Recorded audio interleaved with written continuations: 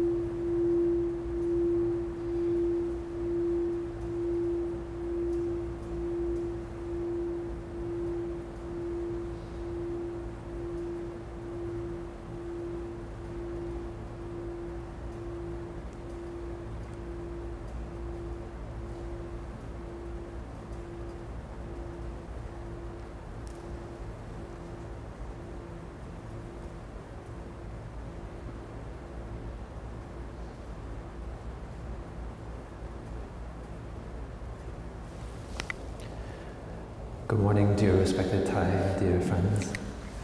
How many of you are here for the first time at Deer Park? Oh, many. Okay, welcome. And this is our sanctuary in the hidden mountain above Escondido, and these past few days it's been really hot and humid. And so I want to share a little bit about a practice that's very popular in the monastery. It's called the Hammock Meditation.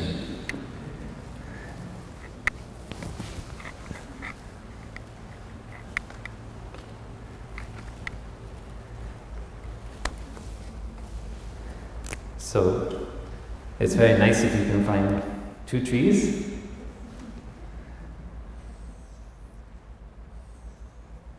The trunk of the tree.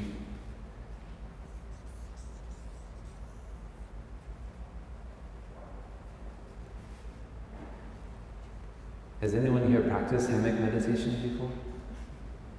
Nobody, very few of you. Oh my gosh, you don't know what you're missing.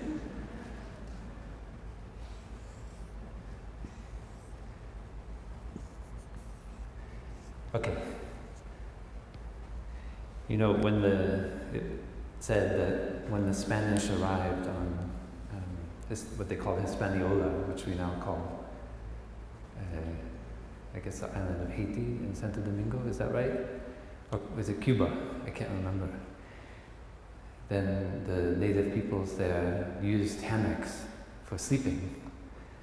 And as far as we know, that's when Europeans first discovered the wonder that is the hammock.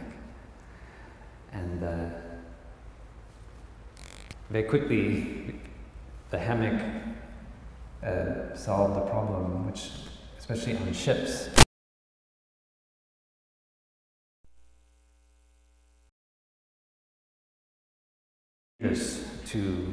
to sleep on a ship. You have wooden beds, and when there was some kind of wind or storm, people were thrown about within these wooden beds and slammed against the wall, people would die because they would just be thrown around and hit very hard wood insides of the ship. And so when they discovered this wonderful innovation of the hammock,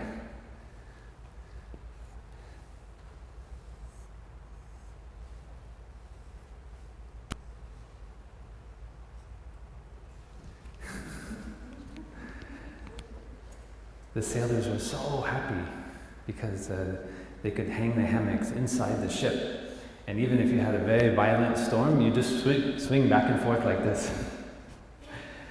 And even if you try it in a proper hammock, you can flip all the way around, but you won't fall out because it stays close to, it holds you like the mother cradling her child, like a papoose.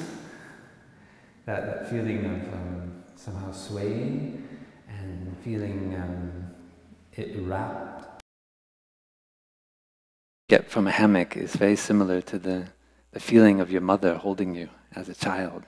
It's not static or fixed, but somehow it sways. So there are many parts of hammock meditation. So one of them is being held. Everybody got that? Okay.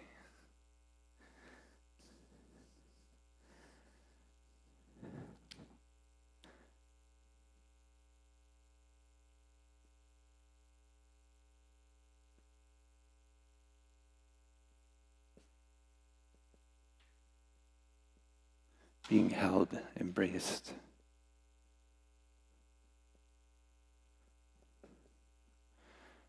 There's the swaying or swinging. But actually, swinging in a hammock I don't like so much. I like swaying.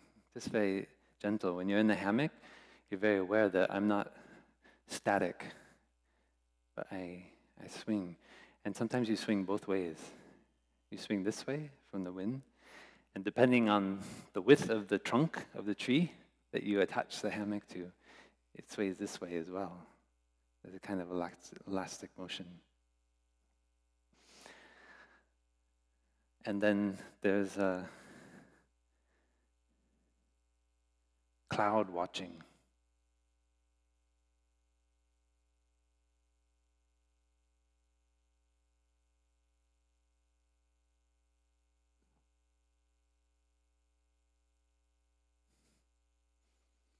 You might see different shapes in the clouds. We're so used to looking down at the ground. So hammock meditation gives you a wonderful opportunity to lay and look up at the sky. I feel it's very important to add more minutes to your day that you're looking at the sky. Not when you're walking. When you're walking, we're aware of our step, aware of the contact our feet make with the earth. But when you're laying in the hammock, you have all the time you like to just lay there and look at the sky. Just contemplate the vastness of the sky. You know, if we look at the planet Earth,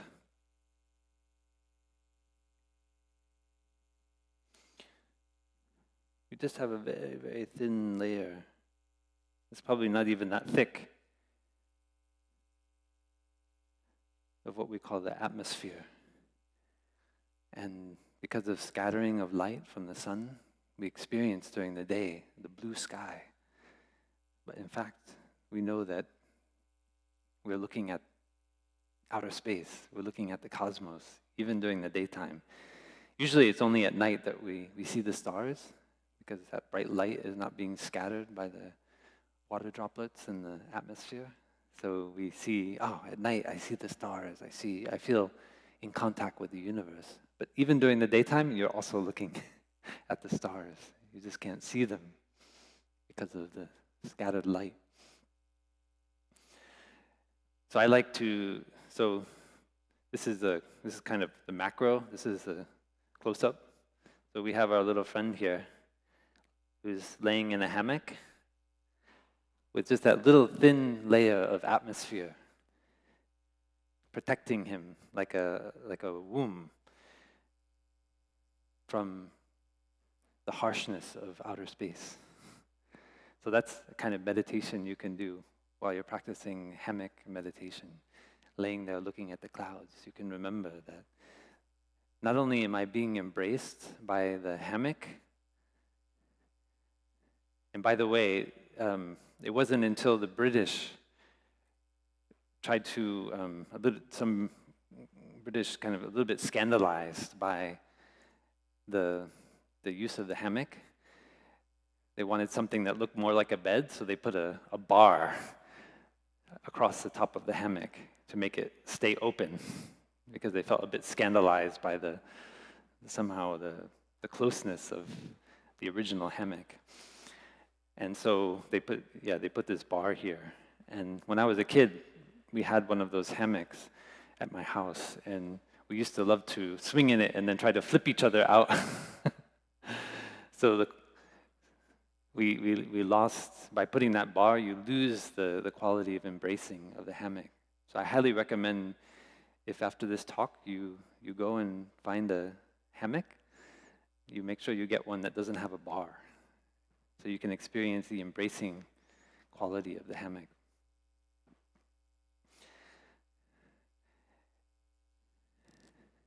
So cloud watching, it means also universe watching.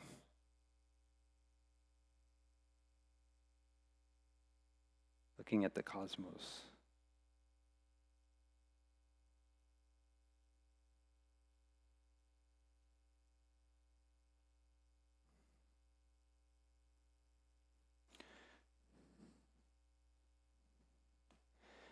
And one of the best parts about hammock meditation is you have nowhere to go and nothing to do.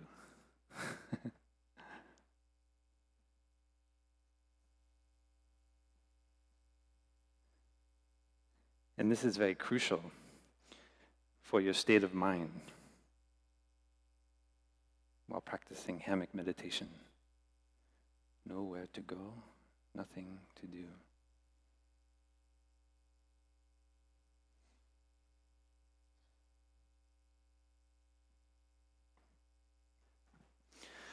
So you may be curious about this circle we have behind the altar, arrived at home. That is a calligraphy of our teacher. Some of you may have heard of our teacher. He passed away in January. But actually, as his students, we don't see that he has gone anywhere. We don't see that our teacher has left us, because we're not caught in ideas of coming and going. We can practice looking at the cloud and we see our teacher in the cloud. And when his body transforms into the elements of earth and air and water and fire, we see those elements were already there when we say his body is living. And as his students, the student of our teacher, we recognize that his actions of body, speech, and mind, they continue. We are all here because of his thinking, his speech, his bodily actions. This meditation hall is built with the conditions of his thinking, his speech, and his bodily action. And we ourselves, we continue our teacher through our own thinking, speech, and bodily actions, just as we continue our parents, our teachers, our friends. So this practice of nowhere to go, nothing to do, is a practice of seeing that actually our ideas about ourselves may be very limited. When we look deeply, this body, every cell of this body is a continuation of our parents, of our ancestors. And our actions are also the continuation of our ancestors, our teachers, all of our friends.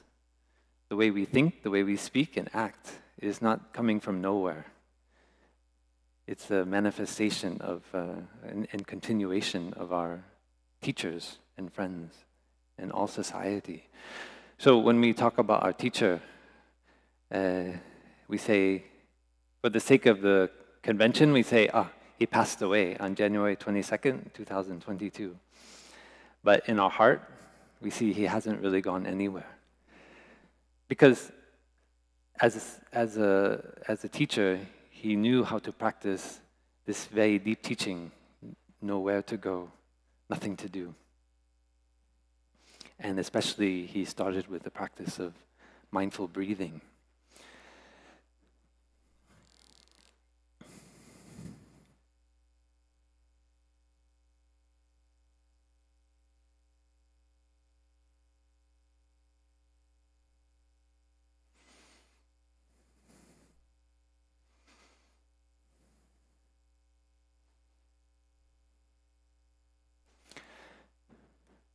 Many people who come here have an idea about meditation or Zen, and they think, yes, meditation. I need to sit in full lotus position, upright, my shoulders relaxed, maybe for half an hour, 45 minutes. That is meditation. But that is just a notion that we have about meditation. If we look deeply into the practice of Zen or meditation, we see that it's not dependent on the position of our body. So we have the right to practice meditation while we are laying in the hammock. And maybe we can find that a bit more easy to begin with than sitting with our legs crossed in meditation. I see some of us are moving around. You're sitting on the cushion. Maybe you don't have so much experience with it, and you find sometimes you sit with your legs crossed, sometimes you put your legs behind you, sometimes you move around, because somehow our body may not yet be accustomed to sitting in that way. So we don't need to force ourselves thinking, I'm only meditating by sitting in the lotus position on a cushion. We can practice meditation in a chair. We just practice walking meditation, and we'll later on practice eating meditation, and we can also practice very deep, powerful practice of hammock meditation. The Buddha didn't, as far as I know, have hammocks in his time, but today we have hammocks, thanks to the people of Hispaniola. So if you ever go to Plum Village, or if you take time to walk around Deer Park, you might find hidden under a tree in the shade a hammock. And many of the monks and nuns, they have their own secret hammock hidden away in the mountain. So we are already hidden in the mountain up here in Deer Park, but there are even more hidden places, I promise you, in this valley. And if you have a chance to stay here for a week, you get to practice lazy day. So every Monday in the monastery, we have what we call lazy day. In most Asian countries like Vietnam, the monks and nuns, they are expected to practice chanting the sutra and sitting in meditation and formal lunch and so forth every day, Monday, Tuesday, 7 days a week, 31 days per month, 365 days a year. And so our teacher grew up in that kind of environment. And talking about a lazy day would be blasphemous. Life and death are urgent. We need to practice every moment of our daily life. How can the monks and nuns have a lazy day? And the truth is that lazy day in the Plum Village tradition, or here at Deer Park, is also a practice. Because when our teacher came over in the 60s to speak out against the war in Vietnam, he encountered the peace movement, and many people wanted to have him march for peace and yell out for peace in Vietnam. And his experience of the peace movement was that it wasn't very peaceful. people were calling for peace, but they didn't have very much peace in their heart. And so with his practice and his observation, he said, the culture of the West needs to have a lazy day. It needs a day where we have nowhere to go and nothing to do, where we practice just laying in a hammock, whatever our favorite meditation is. It doesn't mean that we don't do anything in that day, but we practice letting go of our ideas, our concepts, our notions about practice, our notions about enlightenment, our notions about nirvana, and we learn to dwell happily in the present moment.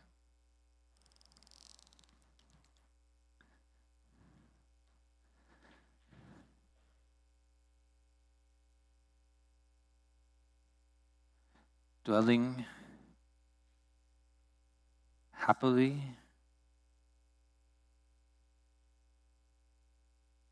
in the present moment.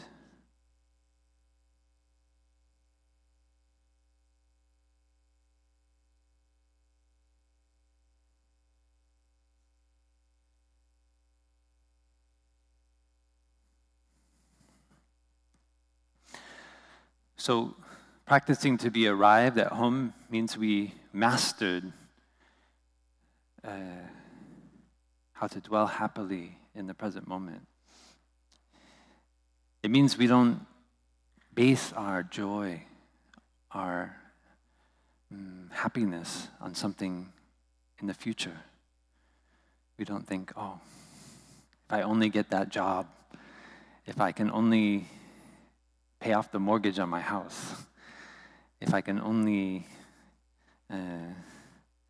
have my whole family come together for the holidays, then I'll be truly happy.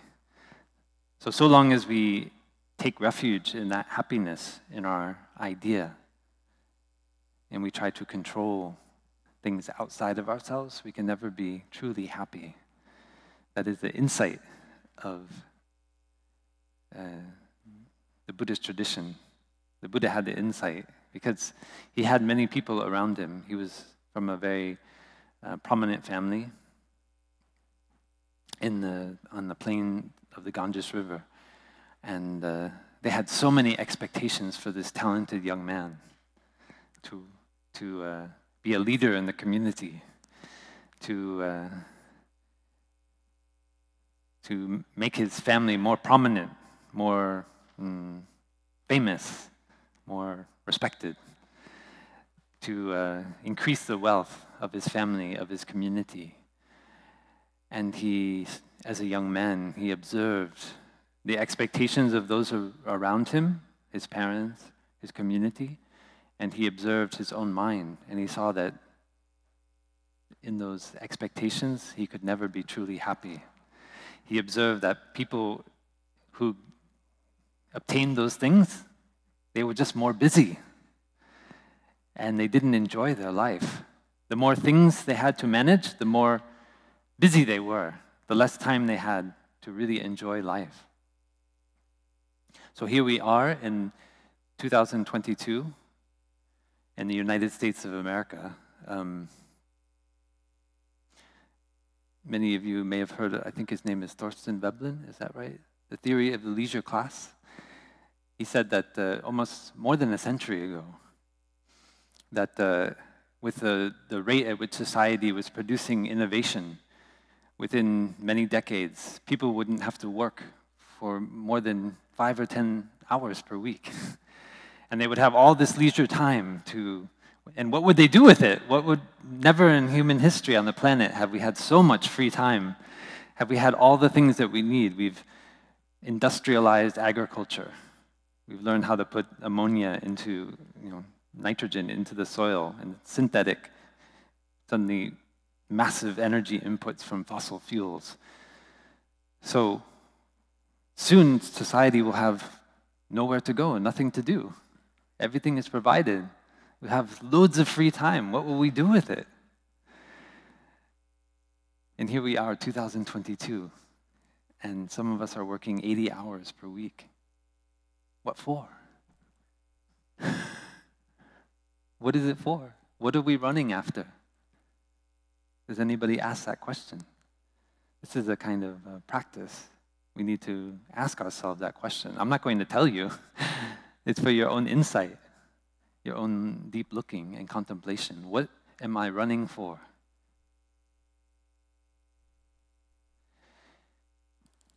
So these are good topics for hammock meditation. You can contemplate them anytime, but I find it very lovely to enjoy contemplating these kind of questions when I'm laying in a hammock. It helps me to put a proper perspective on things. When I'm laying in the hammock and I'm enjoying looking out onto the universe, looking into the cloud. For example, I can observe the cloud and ask myself, what does the cloud want?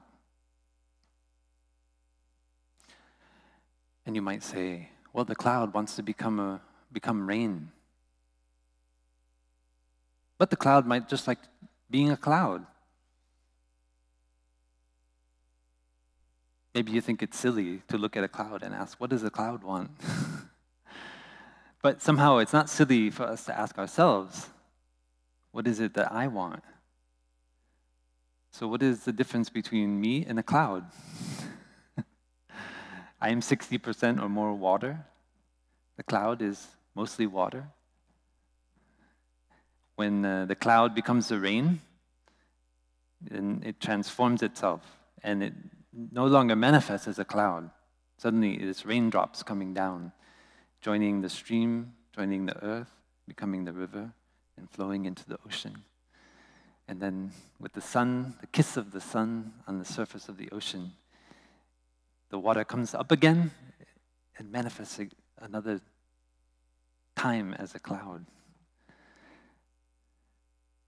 So contemplating on that cycle of the cloud becoming the rain, becoming the water in the soil, becoming the stream or the spring, becomes the stream, becomes the river, the ocean, becoming a cloud again. We can ask ourselves, what does the cloud want? Does the cloud ever die?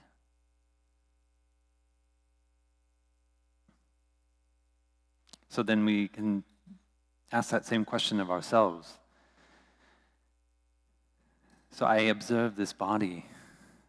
This is something I like to practice during hammock meditation. I'm swaying in the hammock. I feel the embrace of the hammock.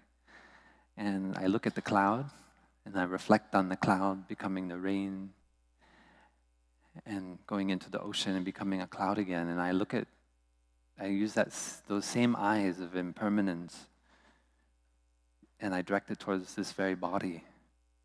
And I say, why am I so preoccupied with this body? I want my hair to look perfect. I don't have any hair, you may have noticed. But when I was younger, I had hair, and then I think, before I go out of the house, I need to look at the mirror to see, how is my hair? And we say, does the cloud ever think about what its hair looked like? It's like, I could just be a little bit more fluffy as a cloud. Maybe I just spruce it up a bit with some hairspray, just a little bit on the edges, because somebody could be practicing hammock meditation, and they might see me. It's silly, right? We think it's quite silly when we think about it. But this is part of the reason, many of the kids come on retreat here and they say, why do the monks and nuns shave their heads? And I'm not sure anyone's ever answered that way, but I think I found a new answer, which says, we want to practice being like a cloud. Do you think the cloud cares about how it looks when it's floating through the sky and someone's looking up at the cloud in a hammock? It would be very silly to think the cloud is like making itself look more beautiful in order to, just in case someone happens to be practicing hammock meditation. I mean, it could be very lucky and be floating through the sky and nobody is looking up, so it can kind of pass unnoticed. But it's very exposed to being a cloud. You have millions of people. At any moment, they could look up and see you. And you'd be horrified, if you haven't kind of made yourself more fluffy before you do that. So these are the kind of meditations I like to do when I'm in the hammock, to help me put my life in perspective and see what's truly most important. Is it that I look beautiful, sexy, and attractive when I go out and expose myself in public, like giving a talk? Or is it easier just to shave my hair off?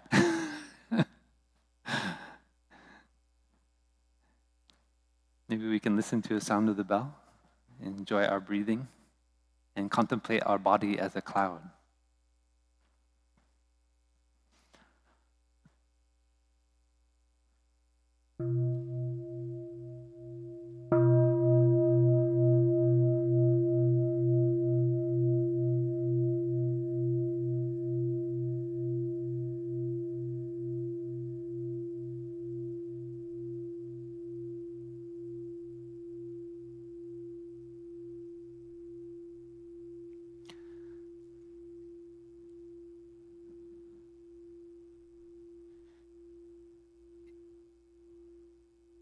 There's a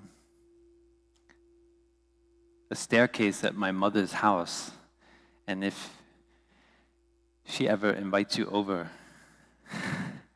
you'll see going up the staircase, I think maybe 9 or 10 photos of me, like every year, from when I was in elementary school up to high school or college or something.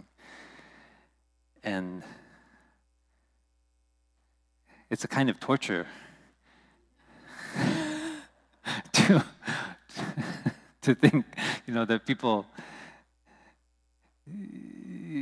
that this little boy becoming a man, he did not have the insight yet about a cloud never dies, and so he was very concerned about his appearance, and so you get to see, like, on display as an exhibit, all of his experiments with hairstyles and it's kind of a cultural history of growing up in the United States from the 80s and the 90s. And so when I look at that kind of hall of shame, I kind of giggle and I practice with it. I say, okay, before I wanted to ask my mom, can you please take those down? But I see that it gives my mom happiness, so I don't say anything like that. But I'm a little bit embarrassed about it, to think that I had so much concern about how I appeared. But now I have more compassion. And I see that that is quite natural, because we are human, and we want to create good feelings in other people, and we want to be seen and heard as somebody. We feel a deep need to be accepted. Yeah, we don't necessarily want to be the best. We just want to be good enough. And so this is another practice that I enjoy doing while I'm in the hammock. I look at that and I say, in what ways am I living my life that I feel I'm not good enough? And then I look at that question and I say, what does it mean to be good enough? And by whose criteria? I don't think any of us asked to be born, and yet somehow we find ourselves here, alive on planet Earth. And so Buddhist meditation is a way of realizing the situation. We have been born. We haven't necessarily asked to be born, and yet here we are. So what do we do with the situation? So we can make it unpleasant and painful for ourselves and for others, or we can do like the Buddha did. He looked deeply in himself and he saw, what is the cause of my suffering? He really wanted to know. what is the cause of my suffering? Because I know I suffer. And if you think you don't suffer, you might want to look again.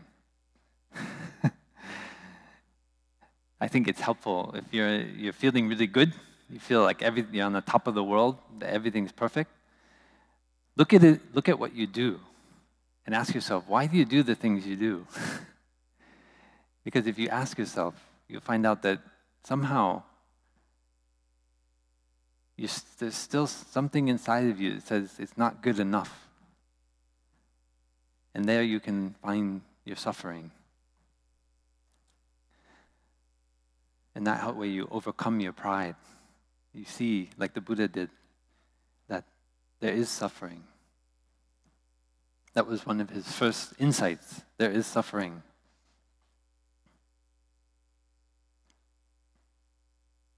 Maybe we can put this as our friend in the hammock, his meditation. There is suffering.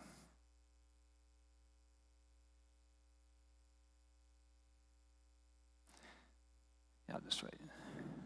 Suffering.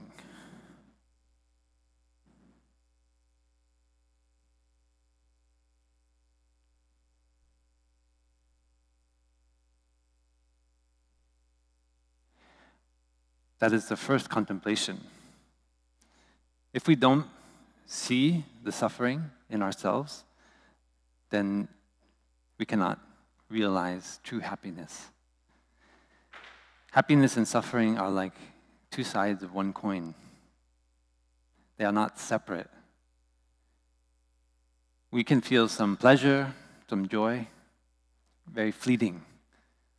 But if we want to realize lasting happiness in our life, it means we need to look into the suffering, because it's the suffering which has the key to our happiness. We call it the cause of suffering, or causes of suffering. And our teacher has updated the language. He called it the path of suffering, or ill-being.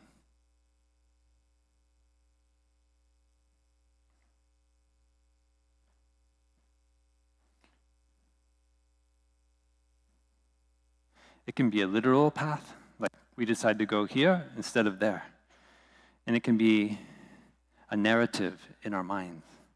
What kind of story are we telling ourselves every day about our own life, about our goals and our aspirations? Because if we look deeply into that narrative, we can find the path of suffering. Because in there are our ideas about happiness. We want to walk on this path, this career, make these life decisions, because somewhere we have an idea that will bring us happiness. So learning to dwell happily in the present moment means looking into the path that we decide to take in every moment. Because every moment we have literally billions of possibilities of what we can think, what we can say, and what we can do. So by observing our own mind and seeing which narrative we choose, we are choosing a path of suffering or a path of happiness. And the insight of Plum Village is that we know the path we are on by our lived experience on that path. So if you suffer, you know that is the path of suffering. If you feel happiness, freedom, peace, you know you are walking on the path of happiness. You don't need to arrive at the end of the path before you find out which path it is. You know in every step, you arrive at every step along the path. And it's like the litmus test. Is it the path of suffering? Is it the path of happiness? And then you look, you shine the light of mindfulness on your own body and mind and observe, how do I feel in my body, in my feelings, in my perceptions? So this is our daily practice as monks and nuns and as lay practitioners. We start by being aware of our breath. So, for example, we might say, breathing in, I know I'm breathing in. Breathing out, I know I'm breathing out. In, out. That is one of the shortest guided meditations. But you can use it at any time during the day. When you wake up in the morning, before you put your feet on the floor, as you're laying in bed, you can just practice. Breathing in, I know I'm breathing in. Breathing out, I know I'm breathing out. In, out. And if you like, you can smile. This is a way of changing your habits. Atomic habits. You atomize your habits. So you take that moment and you say, this is the moment I want to practice what the monk told me. Because in that moment, I felt some happiness and joy. And so I breathe in and I breathe out. And if you smile, you feel happier. You feel a little bit of joy. And so the next time, when you're feeling a difficult emotion, you remember, oh, I was smiling in that moment. Why don't I try that breathing thing again? And then you do it again. Breathing in, I know I'm breathing in. Breathing out, I know I'm breathing out. The more you do that, the more your capacity to be aware of your body and mind increases. Or another way we would say it is that the seed of mindfulness in your consciousness becomes stronger. Every time you practice that seed becomes a little bit stronger. It's not something you just say, but you have to practice it. And as that seed of mindfulness becomes stronger, it can shine the light on other objects. Mindfulness is always mindfulness of something. We start with mindfulness of the breath because the breath is always there. But as we expand our capacity to be aware of the breath, we can extend the awareness out to our whole body. So for example, breathing in, I'm aware of my whole body. Breathing out, I smile to my body. In, out.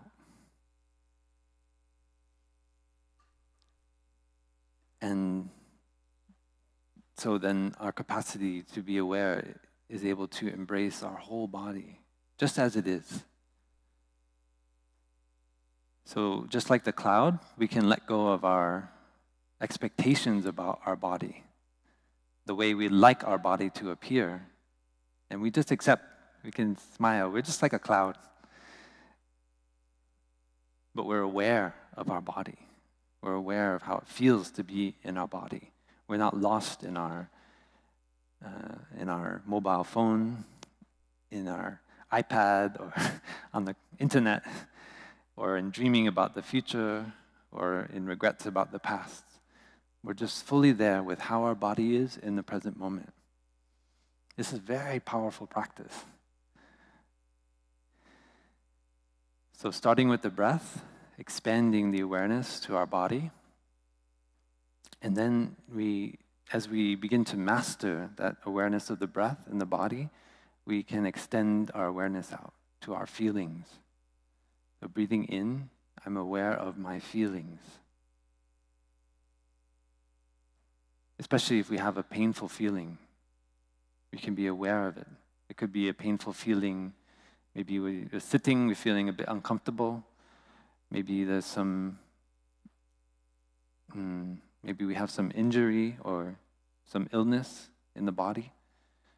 So we can be aware of that painful feeling. But we can also practice to balance and be aware of those parts of our body which are not in pain. They're doing okay. And so we are not overwhelmed by that feeling of pain, that unpleasant emotion. One of the practices our teacher often gave us was to be aware of our neutral feelings. So right now, probably most of us are not in terrible pain, and we're also not experiencing kind of intense pleasure. Most of the feelings we're experiencing are what we call neutral feelings. They're not pleasant, but they're not painful. So the practice our teacher gave us was to be aware of neutral feelings and see that neutral feelings are pleasant feelings. So transforming the neutral feelings into a pleasant feeling. Sometimes he called it the practice of not having a toothache. So when you have a toothache, it's incredibly painful. One time I was in Thailand, and I had one of my wisdom teeth was coming out. And so there was a bit of my gum in the back that was still covering it. And at that time in Thailand, we were traveling with our teacher, and there's a lot of sugar in the food. And so somehow, and because it was in the back of my tooth, I'm trying to excuse myself because maybe I should have been brushing my teeth better. But somehow the sugar got in the back and there was an infection. And I didn't take the antibiotic quick enough. And so it got very, very bad. And if you've ever had a toothache like that, you feel like you can't do anything. Somehow, I don't know, was this place in the back of your mouth, the back of your jaw connected to your ear and your eyes and nose and all that. So painful. So I remember I was lying there in the monk's residence, just almost immobile the entire day. I couldn't even think. It was so painful. Until the antibiotic was able to overcome the infection. And so I'm aware of that experience, and I know that now I don't have a toothache. In the present moment, I am experiencing a non-toothache. And that's a source of happiness. That's a condition for happiness. So all of us, most of us have experienced a toothache like that. So if you practice to see it like that, you remember when you have a painful feeling or a painful emotion. It might be a breakup in a relationship, someone that we cared so deeply about who betrayed us. And we feel so hurt. And we've held that hurt for so many years. But we can see right now, I'm not experiencing a breakup. Maybe some of us are experiencing a breakup in this audience, so we can send energy to support that person. But most of us, we are not experiencing a breakup right now. A painful emotion coming from our mind, coming from our attachment. And so we can enjoy our non-breakup, just like we enjoy our non-toothache.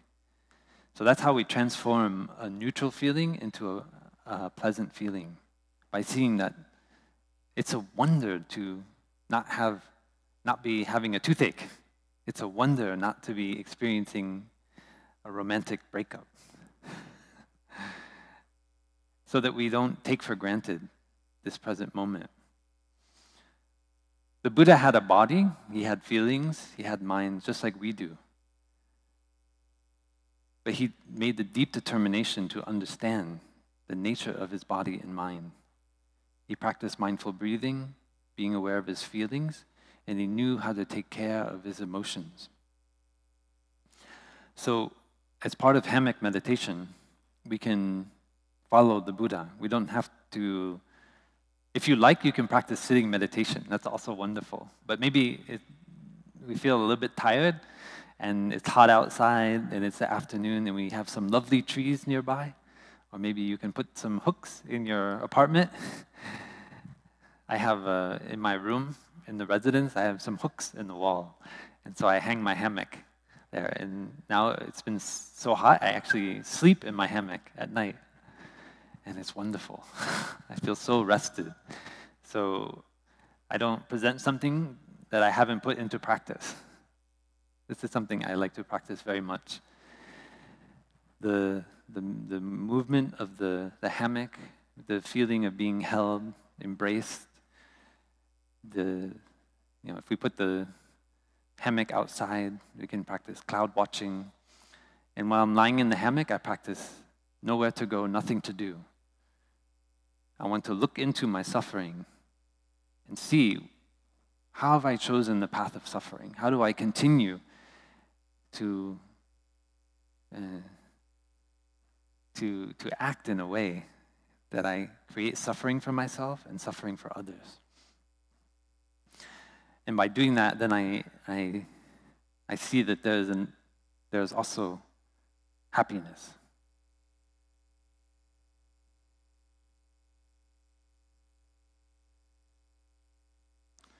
All of us want to be happy. The problem is that most of us don't realize that suffering and happiness inter-are. That's a verb that our teacher liked to use, interbeing. We cannot be by ourselves alone. We can only interbe. With this body is a continuation of the cloud. We drink the water from the river, and that we are the continuation of the cloud. We are the continuation of the earth. In every cell of our body there is the earth. We are the continuation of our ancestors. So to say that we are a separate individual, cut off from the earth and the cloud and the parents, is to be very ignorant of reality. But it's not enough just to know, oh yeah, I know, we inter-are with all things. This is a meditation practice. So it's not a philosophy. It's something we put into practice and we observe in every moment in our body. We see that in order to breathe, we are dependent on the atmosphere. In order to eat, we are dependent on the food that's produced by the farmer and that is brought to our house, to the supermarket, and that we prepare in our kitchen. So to say that we can just live cut off from everything else is one of the most ignorant things we can say. So our teacher, in order to emphasize this, he talked about interbeing.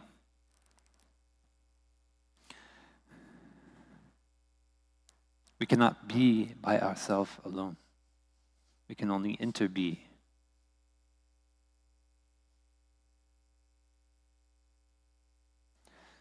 So here at Deer Park Monastery, we have maybe 30 or 35 monks and nuns living together. The nuns down in Clarity and the monks up in Solidity. And if one of the monks decides, okay, I'm going to do this, and he doesn't ask the nuns in Clarity, then he will suffer. I speak from personal experience. Because I'm not practicing interbeing. Maybe I talk about interbeing, but I don't practice it.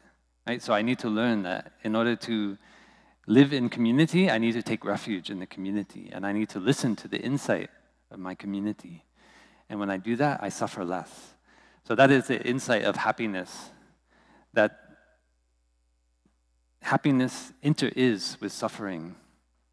If we want to be happy, we need to see the roots of suffering and know how not to continue to nourish the seeds of suffering, not to continue to take that path of suffering, not to continue to hold on to that narrative that we have so dear in our heart about our own life, our own ambitions, our own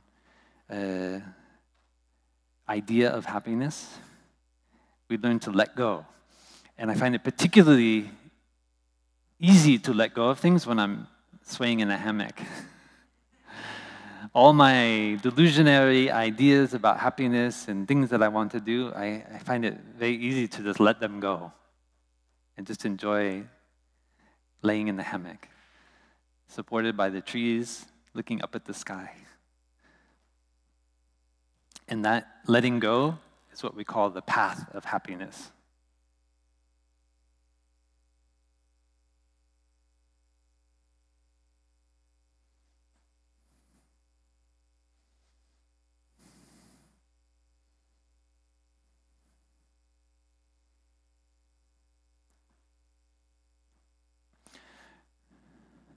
So letting go is a very deep and powerful practice that is not something that I was trained in when I was a young boy, changing my hairstyle every year.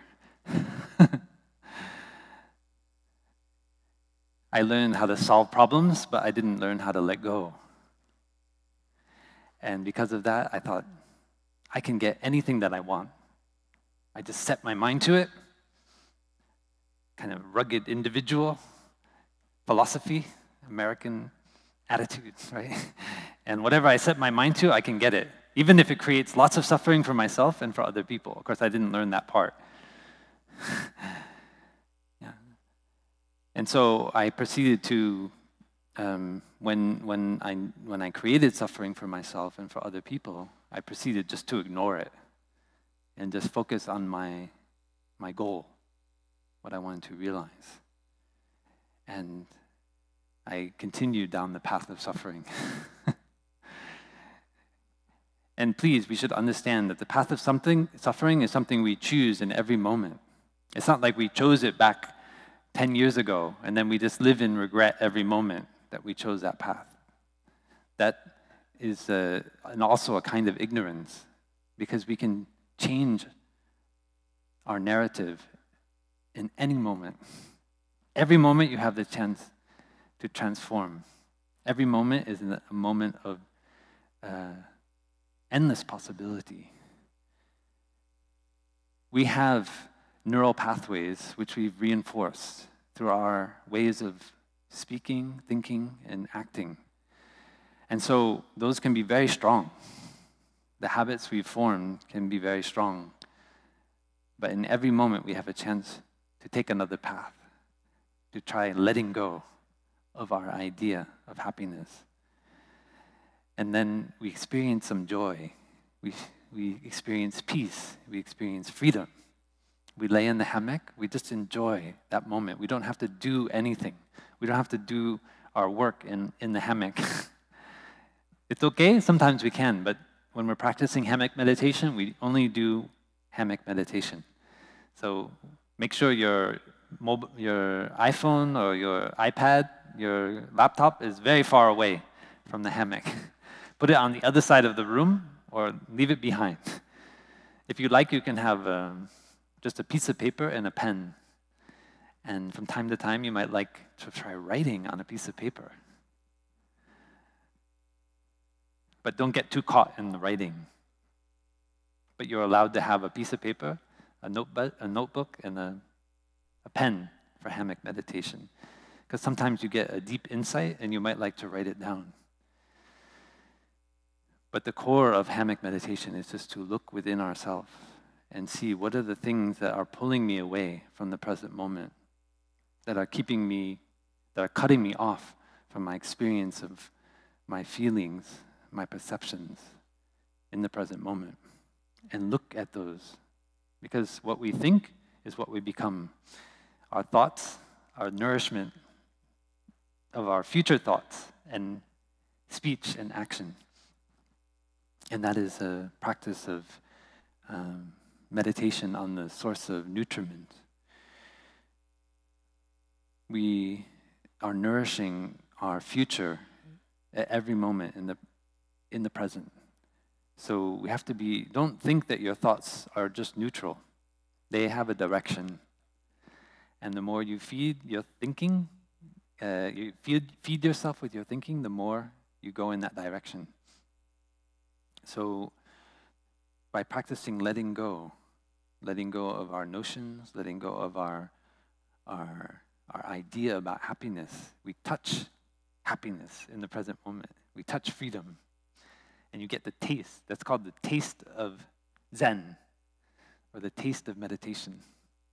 You know you still have a lot of attachment, you still have a lot of regrets and worry, but you had this taste of freedom. And that's enough. You want some more. You want more of that cool, refreshing, peaceful clarity. And so you continue and you make it part of your daily path. Okay, I'm going to practice hammock meditation because the monk told me I can do that. you are given permission if you cannot practice sitting meditation, if you cannot practice walking meditation. I'm sure you can practice hammock meditation. And just laying in the hammock, letting go. Maybe sometimes you doze off, it's okay. But then when you wake up again, you just smile, you smile to the cloud. And you remember a cloud never dies. And you touch the freedom and peace in the present moment. And that is a taste of Zen, a taste of meditation. And that experience of peace continues to grow. You're nourishing yourself with the practice of hammock meditation. And it becomes more solid. So that when anxiety comes, and there are plenty of sources of anxiety that we encounter today,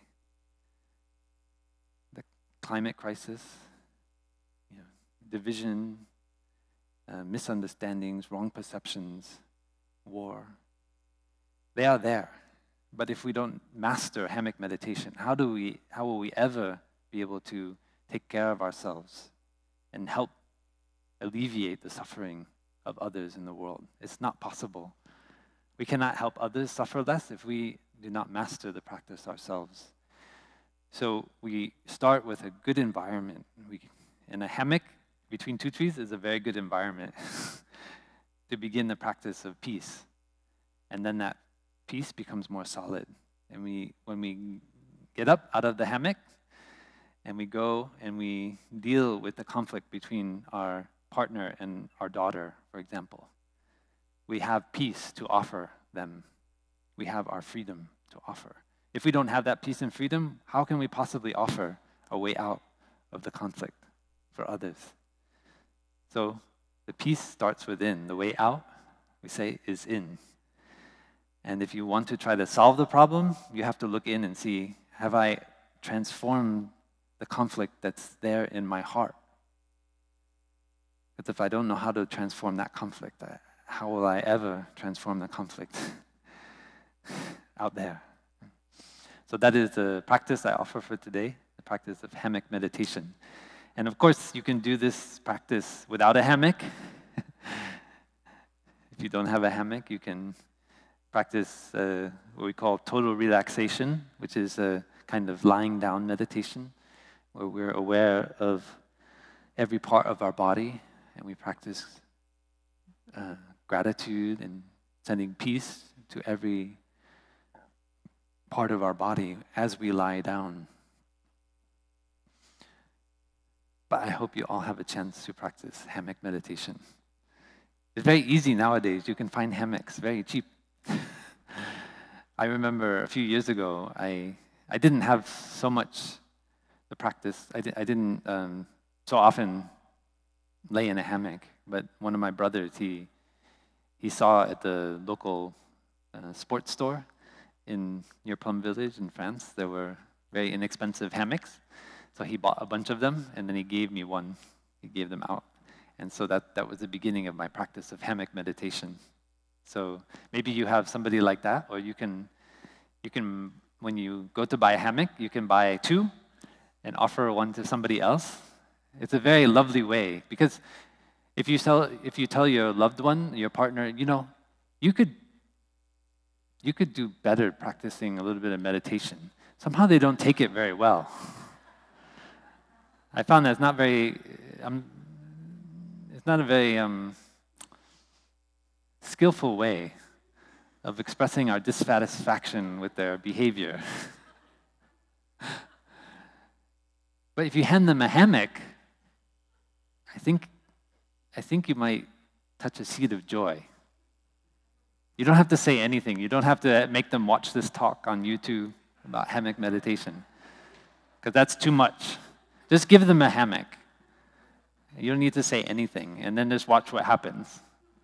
And eventually they might get curious. And when they get enthusiastic about the hammock, then maybe you can send them this talk. Okay. Thank you for listening. We'll finish with 3 sounds of the bell.